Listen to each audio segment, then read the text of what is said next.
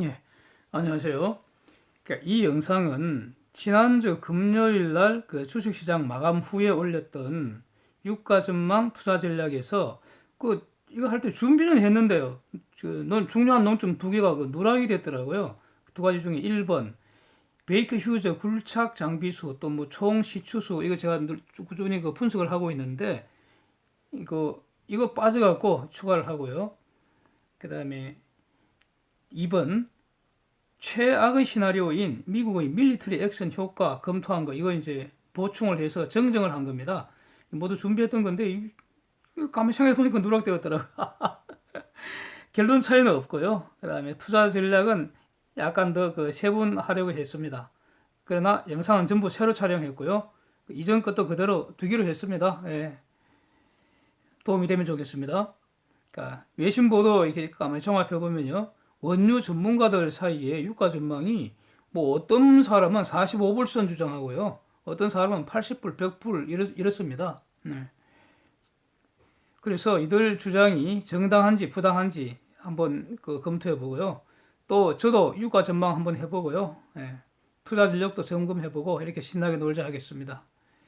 우선 유가 80불에서 100불 이 폭등설 근거는 미국과 이란 간의 그 슈팅 워를 전제로 하는 것 같습니다. 총 쏜다는 거죠.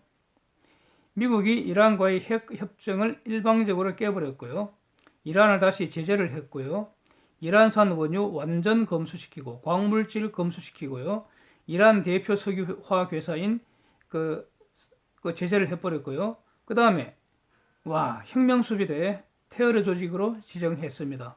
이 내용 보면은 말 그대로 무시무시합니다. 이거는 사실상 선전포고라고 봐야 하지 않겠습니까? 그죠? 예. 그러면서 만약에 이란이 대들면 진짜 끝장내준다고 그럽니다. 정말 말만 들어도 오금이절입니다. 왜냐하면 미국은 마음만 먹으면 이렇게 할 능력이 있기 때문에 그렇습니다. 그러면서 말로 할 때 핵 합의 미국이 원하는 대로 다시 맺자고 하고 있습니다. 이란 입장에서 보면은 정말 짜증나고요. 자존심 막 뭉개지고요. 그렇다고 확 대들 수도 없고 아마 미칠 노릇이겠죠. 네. 하여튼 그래서 말 폭탄만 날리고 있습니다. 제가 오늘도 신나게 놀자 시간에 몇 번 말씀드린 것 같은데 아베가 트럼프 메시지 호주머니 넣고 이란 방문했지 않습니까? 그게 이제 주목된다고 쭉 말씀을 드려왔는데 이란을 방문한 아베의 노력도 일단 허사가 됐습니다. 이란이 들고 차버렸습니다. 그래서 드러난 모양은 이란이 걷어찬 꼴이 됐지만 어쨌든 아베의 입을 통해서 트럼프 의사는 일단 다 전달은 된 것 같습니다. 하여튼 이런 와중에서 호르무즈 해협 인근 걸프만 지역에서 그 전에 유조선이 4번 피습됐고요. 바그다드 그린존에 로켓포 떨어졌고요. 사우디 송유관에 드론 공격이 있었고요. 그러다가 최근 마지막 공격인 오만해에서 유조선 또 피습된 겁니다. 예, 지금 불타고 있는 유조선 사진 한번 보시죠. 예. 도대체 누가 이런 짓 할까요? 좀도둑이나 동대깡패는 아닐 거 아닙니까? 미국은 이란 짓이라고 공개적으로 말하고 있습니다. 이란은 부인하고요. 증거도 없이 덮어씌운다고 이란을 공격하기 위한 미국 이스라엘의 자작극이라고 이렇게 얘기하고 있습니다. 둘 중에 하나는 확실히 지금 거짓말하고 있는데 정말 놀랍습니다. 그런데 누구 짓인지 흔적도 없이 하여튼 솜씨는 프로급입니다. 근데 제일 마지막 뉴스가 트럼프가 폭스뉴스와 인터뷰하면서 이란 책임이라고 직접 말을 했습니다. 나름대로 증거도 제시했습니다. 트럼프가. 예. 근데 일본 대응은 또 재미있습니다. 피습 직후 미 군 당국이 기뢰, 즉 마인 공격으로 폭발했다고 이렇게 발표를 했는데, 근데 일본은 말이죠. 자기들 정보로는 기뢰가 아니라 발사체, 프로젝틀, 발사체는 일종의 미사일 같은 거 이런 거 얘기하는 겁니다. 5월 초에 북공이 2번 미사일 쐈지 않습니까? 그게 바로 프로젝틀이라는 겁니다. 사실은 탄도미사일인데, 그러니까 프로젝틀은 탄도미사일을 포함한 훨씬 더 광범 넓은 개념입니다. 하여튼 이거는 공중으로 날아와서 때리는 게 프로젝틀이고요. 그러니까 마인, 기뢰라는 거, 땅에 있을 때는 지뢰가 되고요. 바다 속에 있는 건 기뢰가 되는 거 아닙니까? 그래서 물 속에 들어와서 때리는 게 이제 마인입니다. 완전히 다르죠. 이건 팩트 자체가 완전히 다릅니다. 그러니까 일본은 자기들 정부로는 마인이 아니라 프로젝트인데 도대체 정확한 게 뭔지 미국에 대해서 정확한 증거 제시를 요구했다는 이런 뉴스도 나오고 있습니다. 어쨌든 트럼프가 이러한 짓이라고 최종 확인했고요. 또 트럼프는 나름 증거 제시했습니다. 사진들 한번 보십시오. 여기서 그렇다면 이제 남는 게 뭡니까? What's next? 이제 어떻게 되겠냐 이거 아니겠습니까? 문제는 이제부터입니다. 어떤 대단한 조직이 지속적으로 미국의 이익을 지금 공격을 하고 있습니다. 그냥 두면 앞으로도 공격 계속될 거 아닙니까? 그러기에 결국 미국이 치기는 칠 것입니다. 공격이 계속 이어진다면. 누구를 치겠습니까? 이란을 지목했으니 이란이 포함될 거라고 예상하는 게 당연합니다. 그러니까 미국으로서는 자기들 정보자산 총동원해서 숨은 적 찾아내고요. 타겟 딱 특정하고요. 또 전략 수립하고요. 시뮬레이션 수도 없이 하고 있겠죠, 지금. 그래서 스위치 빡 눌렀을 때는 계산이 끝났다는 거 아니겠습니까? 이런 게 뭐 슈팅, 뭐 밀리터리 액션 이런 거죠. 그런데 이거 시작하면은 유가 올라야 합니까? 이게 지금 오늘의 관심사입니다. 그렇죠? 재래전처럼 미국과 이란이 지루하게 치고받겠습니까? 자, 트럼프 말 한번 보십시오. It's not going to be closed for long. 오래 안 걸린다는 겁니다. 어쨌든 그러니까 당장 칠 것 같지는 않습니다. 밀리터리 액션 전에는 늘 명분 쌓고 동맹국 끌어모으고 그러면서 압박은 가중되고 이러지 않습니까? 이것은 이제 하여튼 앞으로 주목해 보겠습니다. 그런데 이렇게 밀리터리 액션이 일어났을 때 저는 유가 오를 이유 없다고 봅니다. 네. 유가를 급등시키려면요, 상당 기간 국제시장에 원유 공급 능력이 현저히 제한될 가능성이 있어야 됩니다. 그럴 만한 공격이 어떤 것이 있을까요? 사우디나 UAE에 있는 유정, 큰 유정 한두 개 완전히 파괴시켜버리면 이런 일이 일어날까요? 그런데 문제는 이 정도 공격을 하려면 웬만한 국가 전력 총동원해도 불가능할 수도 있습니다. 테러 단체 수준은 불가능하다고 봐야죠. 이 정도 공격이. 왜 그렇습니까? 미국이 이거 틀어막고 있는데 그거 뭐 사우디하고 UAE는 뭐 그냥 미국 심부름하는 거지. 그 뭐 별 도움 되겠습니까? 미국에 그 막강한 전력이 지금 딱 그 배치되어 있는데 그걸 깨고 들어가서 큰 유정 한두 개를 완전히 완파시킬 수 있는 그런 세력이 어디 있겠습니까 지금? 그런데 그렇다 하더라도요. 이게 불가능한데 그럼에도 불구하고 유정 한두 개 완전히 파괴된다 하더라도 다른 곳에서 정산하면 되잖아요. 그리고 그 땅속 기름이 없어지는 건 아니잖아요. 예? 완파된 그 유정 시설 뭐 한 몇 달 동안 수리해서 다시 쓰면 되잖아요. 그 안에 그 공격 세력은 제거해버리고요. 지금 몰래 유조선을 공격하는 세력들, 저 정도의 공격으로 걸프만 차단할 수 있겠습니까? 지금 그 한경 그 뉴스 제목이 그러니까 세계 원유 공급 3분의 1이 지나가고 있는 그 걸프만 지금 위험하고 있다고, 그래서 백불 간다고 이렇게 이제 보도를 하고 있는데, 지금 저 정도의 공격으로 걸프만 차단할 수 있습니까? 예? 저 세력들이 유정 자체를 없앨 수 있겠습니까? 저는 회의적입니다. 예. 지금처럼 저런 소규모 공격으로는 공급량 급감시킬 수 없다고 봅니다. 네. 그 다음에 또 만약 미국이 밀리터리 액션 개시한다면요, 한다면 이거는 레짐 체인지를 염두에 둬야 되지 않겠습니까? 볼턴이 보좌관 취임 이전에요, 어디든가 지금 저 유럽 쪽 가서 공개 연설하면서 이런 말을 했는데, 이란에 대해서요, 신정체제 종식 필요성 공개적으로 연설하던 사람입니다. 네.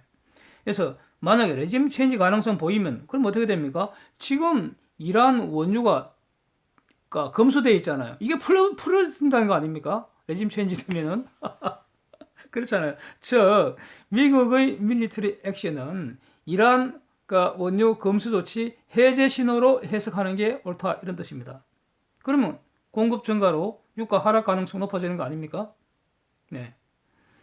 유가 그 40억불 급락설은요, 미중 무역 전쟁 격화되고 그래서 세계 경제 슬로우 다운돼서 원유 수요 감소하기에 가격 폭락한다. 뭐 이런 논리입니다.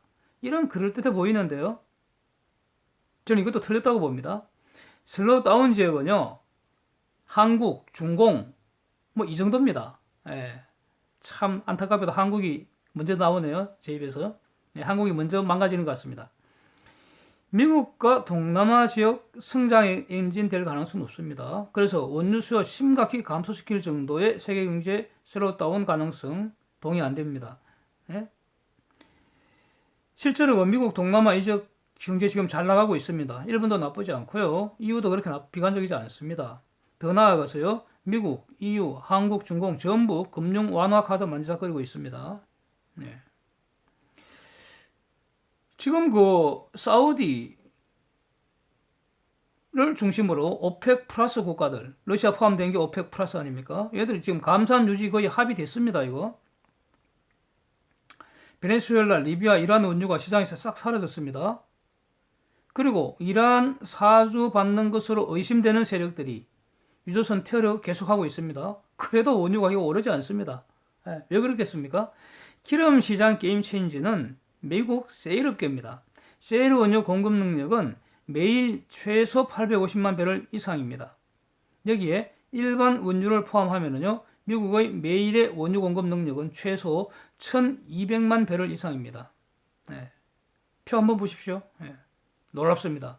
그런데 여기에 빠진 것이 있습니다. 미완공 유정 DUC라고 합니다. Drilled but uncompleted. 말 그대로요, 시추 다 해놓고 아직 본격 가동은 안 하는 유정입니다. 유정. 이게 비유로 얘기하자면요, 아파트 다 지어놓고요, 집 사용하는 데 아무 지장 없습니다. 언제든지 그러니까 살고 싶은 사람이 있으면, 계약자만 있으면 가서 살 수 있습니다. 그런데 준공검사 아직 안 마친 거 뭐 이런 거하고 비슷합니다. 이 그 DUC Drilled but uncompleted, 이거는 특히 세일 석유가 활발히 그 나오는 지역, 텍사스, 뉴멕시코 일대 그 분지인데, 이걸 퍼미안 분지라고 합니다. 그 지역 이름이. 여기에 DUC 절반이 몰려 있다는 겁니다. 이게 최소 매일 200만 배럴 이상이라고 합니다. 이거 채굴 원가 제가 2달 전 조사할 때 $35 per 배럴 이하였습니다. DUC는 유가 강세 지속되면 언제든지 공급할 수 있는 수량입니다. 이제 이와 관련해서 그 정기적으로 미국 그 통계를 보면요, 미국에서 그 굴착 장비수, 그 다음에 원유 시추수, 이런 그 통계 데이터 계속 발표를 하고 있습니다. 이거 제가 늘 유심히 보고 있는데요. 그러니까 그래프 한번 보시면 대략 작년 11월 경 전후로 피크치 보인 후 금년도를 지금까지 지속적으로 굴착 장비수, 원유 시추수 이거 감소하고 있습니다. 이걸 어떻게 해석할까요? 이거 지금 공급 능력이 감소하니까 앞으로 유가 오를 거다, 이렇게 해석하면은 이거 완전히 또라이라는 거죠. 덩신이라는 겁니다. 이런 공급 능력 감소하는 걸 볼 수 있습니다. 근데 왜 이렇게 줄어들까요? 그거는 이란이나 베네수엘라나 리비아 사태에도 불구하고 원유 공급 과잉을 반영해서 이걸 줄인다는 거 아닙니까? 이렇게 해석을 해야죠. 공급 부족 예상이 되어야 이 값들이 증가하게 되겠죠. 그렇습니다. 그러니까 이렇게 그 굴착 장비수, 원유 수출수 이렇게 조금씩 쭉 내려가고 있는 것도 전체적으로 그러니까 기름 시장에서 공급 능력 지금 충분하다, 이걸 반영하는 걸로 해석하는 게 옳다, 이렇다는 겁니다. 자, 그래서 빨리 세뇌 상태에서 탈출해야 됩니다. 어떤 세뇌 상태냐? 그러니까 지금은요, 기름이 부족한 것이 아니라 남아도는 세상입니다. 이것은 지금도 가속되고 있는 미국의 세일 혁명 덕분입니다. 미국이 원유 매장량 가장 많고요, 또 가장 많이 생산하고 있습니다. 이미 그 오바마 시절에 오바마가 연두 연설할 때 이제 미국이 세계 1등 산유국이라고 선언을 했습니다. 네, 그때보다 세일석유 생산 원가가 훨씬 더 내려가 있습니다. 네, 그리고 기본적으로 트럼프는 기름 장사에는 관심이 없는 것 같습니다. 네? 연구원이 유가는요, 기업의 비용, 또 소비 제약하는 변수, 이런 걸로 작용을 한다는 겁니다. 그래서 트럼프는 저유가를 선호합니다. 같은 이유로 저금리를 선호합니다.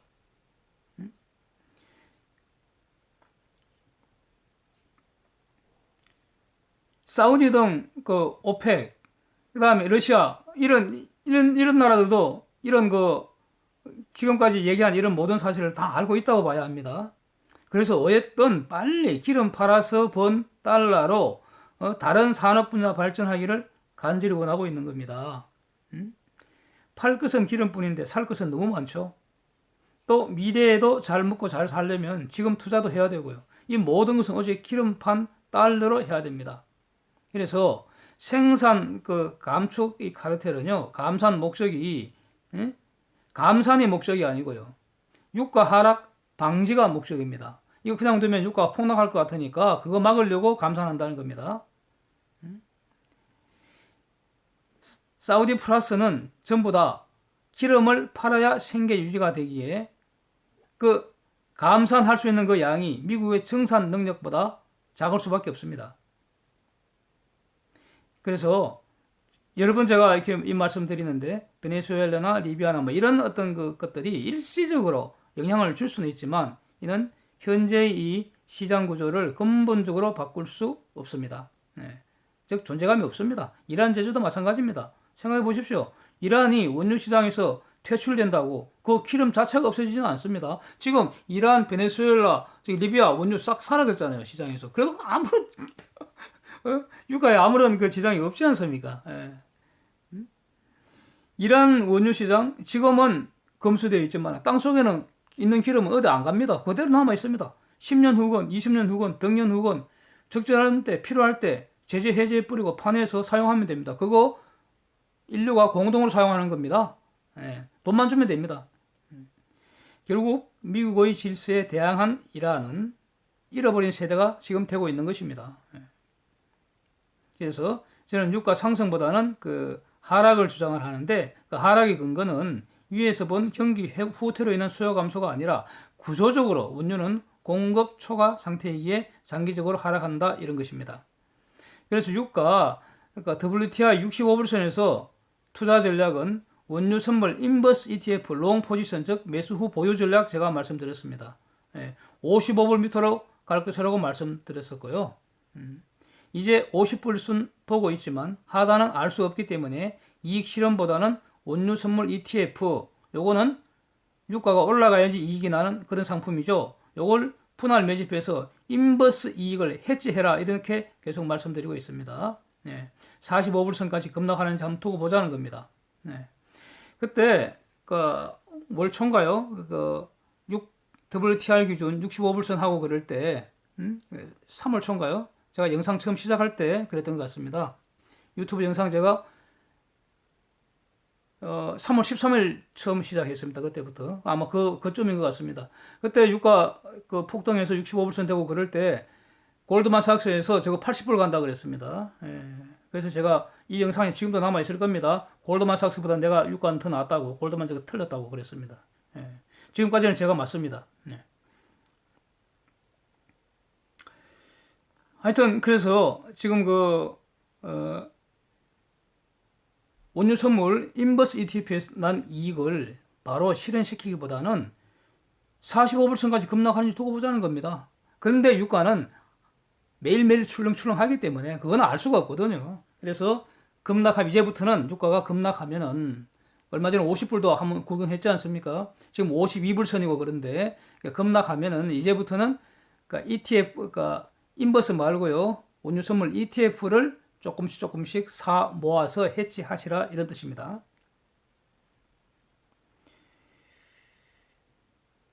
그래서 어떤 유가에 대해서 기본적으로 저도 45불 가능하다고 봅니다. 근거는 다르다는 점 다시 말씀드리겠습니다. 지금은 지정학적 요인, 즉 지오폴리티컬 리스크 때문에 시장 변동성이 급변할 수 있기 때문에 반드시 적절히 해지, 하시면서 투자 즐기시면 되겠습니다. 지금 이렇게 충분히 하락한 상태에서 만약 이란 관련 뉴스 좀 나쁜 게 나와갖고 유가가 급등한다면 저는 원유 선물 인버스 ETF 추가 매수로 대응하는 것이 적절하다고 저는 생각합니다. 만약 유가가 더 내려간다면 그러면 원유 선물 ETF로 해지 매수로 대응하는 게 좋겠다고 보고요. 원유가 더 내려간다고 해서 원유 선물 인버스 ETF 추격 매수는 자제하시면 좋을 것 같습니다. 네. 변동성이 심하기 때문에 이런 말씀 드리는 겁니다. 마지막으로 저는 국내 유류세 폐지해야 한다고 다시 한번 의견을 밝힙니다. 기름은 이제 생활 필수품이고요. 공급이 불안한 것도 아닙니다. 이란 생신 한다고 해서 공급 불안한 거 아닙니다. 기름은 남아도 옵니다. 여전히. 이 남아도는 생필품 이렇게 높은 세금을 강탈하면 이게 어떻게 되는 겁니까? 이게 말이 안 되는 거죠. 기업의 생산비 높이는 정말 나쁜 고율의 유류세입니다. 생산비 높은 곳에서 기업은 떠납니다. 한국 경제의 문제점은 생산의 주체인 기업이 한국을 떠난다는 겁니다. 한국은 투자 선호처가 아니라 투자를 기피한다는 겁니다. 기업이 투자를 안 하는 것이 아니라 한국에서 투자를 안 하는 겁니다. 한국에서 투자 안 하고 해외에서 투자하는 것, 이게 문제라는 겁니다. 한국을 왜 떠납니까? 비용이 높다고요. 여기는 비용 높은 원인 중에 하나가 유류세도 포함된다는 겁니다. 법인세 높은 것도 포함되고요. 그 다음에 상속세 65% 강탈하는 거, 이건 완전히 사유재산을 실질적으로 부정하는 말갱이 제도입니다. 이거는 없애야 합니다. 상속세는 이런 겁니다. 그 다음에요, 이렇게 고율의 유류세 강탈해서 기름값이 높아지면은 이거는 가계의 가처분 소득을 낮추지 않습니까? 소득이 줄면은요, 소비를 줄이게 되잖아요. 가처분 소득이 줄어들게 되잖아요. 소비 줄면은 그 다음 GDP 쪼그라드는 겁니다. 도대체 당신들이 이런 걸 모르는 것 같아요. 그래서 유류세 폐지해야 됩니다. 부가세 정도로 존재해서 사용하는 만큼 부가세 납부하는 것으로 충분합니다. 이런 게 혁신이라고 저는 봅니다. 그래서 사라지는 그 세금 다른 곳에서 강탈할 이런 못된 생각하지 말고 정부 씀씀이를 줄여야 합니다. 즉 작은 정부가 착하고 좋은 정부입니다. 이상입니다. 함께해 주셔서 감사합니다.